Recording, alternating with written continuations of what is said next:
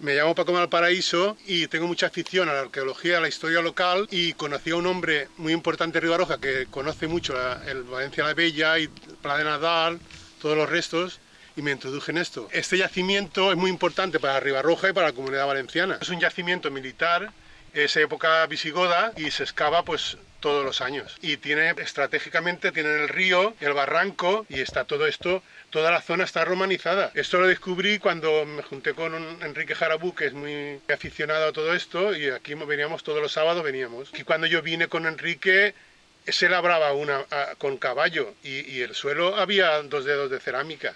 Como no la rompían, era todo dar vueltas, pero esto lo que pasa es que este yacimiento no lo conoce mucha gente, porque esto no está muy excavado y esto habría que excavarlo más. He hecho muchas fotos, son de documentación, para documentar el yacimiento. Ya se habla, en la Edad Media ya se hablaba de este yacimiento. Muchos escritores, historiadores hablaban de este yacimiento, y eso la gente no lo sabe.